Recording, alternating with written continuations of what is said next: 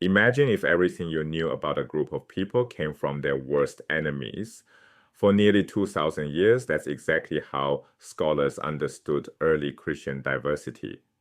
Orthodox writers accuse these heretics of orgies, blood drinking, and cannibalism, the exact accusations pagans made against mainstream Christians. This should make us suspicious. It's a propaganda pattern, not reliable reporting. But what if we could hear from these communities directly? In 1945, we got that chance. Two Egyptian brothers digging for fertilizer near the Nile unearthed 13 leather-bound books that had been buried for 16 centuries. What they wrote changes everything we thought we knew about early Christianity. The discovery happened near Nag Hammadi, Egypt. These weren't scrolls, they were codices, books with sewn pages, the same format we still use today. Inside, 52 texts, including the complete Gospel of Thomas.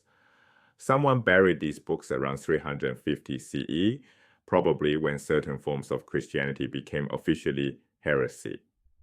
For 1600 years, they waited in a sealed jar beneath Egyptian soil. Before this discovery, scholars only knew the Gospel of Thomas existed because Orthodox writers condemned it. We had 3 small Greek fragments, that's it. The hostile source problem is real. Would you trust your enemy to describe your beliefs accurately? Orthodox writers accused Gnostics of the same crimes pagans accused Christians of. Orgies, blood rituals, cannibalism. This is character assassination, not journalism. After Nag Hammadi, we finally have first-hand documents from people who understood Christianity differently than the winners of ancient theological debates. Here's the dating puzzle. The physical manuscripts date to around 350 CE. We know this from papyrus fragments in the binding. But dating a book by its cardboard cover tells you when it was bound, not when it was written. These are copies of much older texts.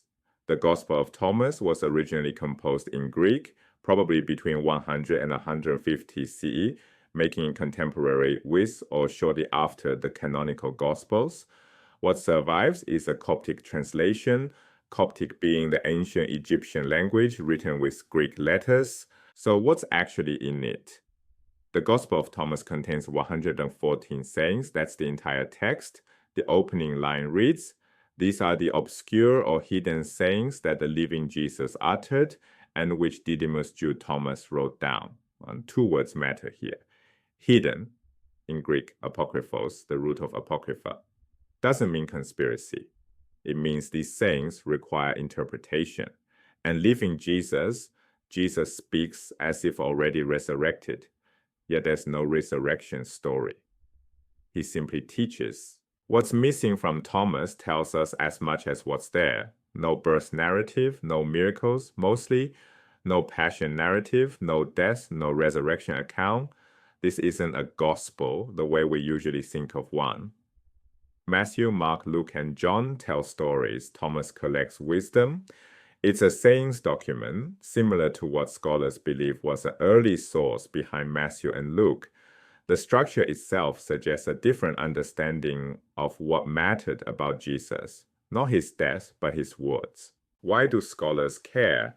Some individual sayings in Thomas may preserve earlier versions than what appears in the canonical Gospels. Certain phrases look more primitive, less polished, less theologically developed. This makes Thomas valuable for historical Jesus research. The question isn't whether Thomas replaces Matthew or John. It doesn't. The question is whether Thomas helps us triangulate toward what Jesus might have actually said. Multiple independent sources pointing towards similar sayings strengthen the case for authenticity. 3 misconceptions need addressing. First, Thomas is a late forgery. The physical manuscripts are 4th century, but composition dates to 100, 150 CE.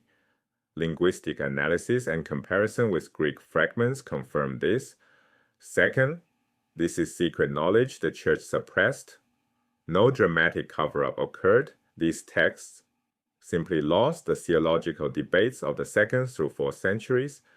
Third, Thomas contradicts the canonical Gospels. Different genre, different purpose.